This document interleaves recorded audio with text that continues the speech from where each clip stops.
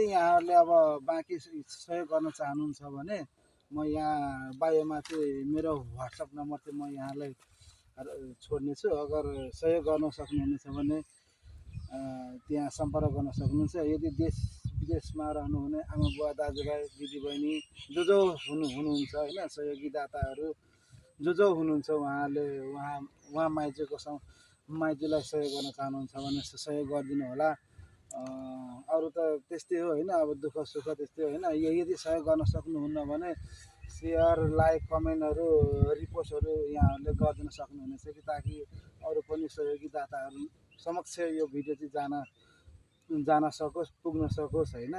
खास गरी म चाहिँ त्यत्रो ठुलो टिकटकर पनि होइन, सानोतिनो अवस्था हेरेर चाहिँ म चाहिँ खासमा यहाँ बनाउनु मन लागेर उहाँ मामाको अवस्था हेरेर चाहिँ मैले चाहिँ त्यो गर्न खोजेको क्या, सहयोगको लागि चाहिँ होस् भनेर चाहिँ। अनि मेन कुरो त उहाँको मामाको छोराहरू छैन क्या, 3टी छोरी छन्, उहाँ पनि बिहे गरेर गइसक्नुभयो। तर पनि उहाँ छोरीहरूले पनि जे सकेको सहयोग गर्दै आइरहनु भएको छ अहिलेसम्म चाहिँ।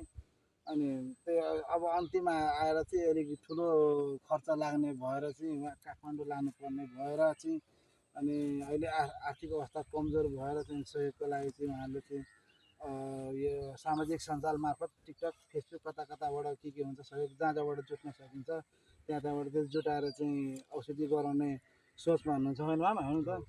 त्यही भएर चाहिँ अवस्था त्यस्तै भएर चाहिँ समस्या यस्तो भएको। आशा छ कि हजुरहरूले सहयोग गर्नुहुन्छ भनेर। त्यही भएर चाहिँ यहाँ हामीले उ गरेछौँ। नमस्ते।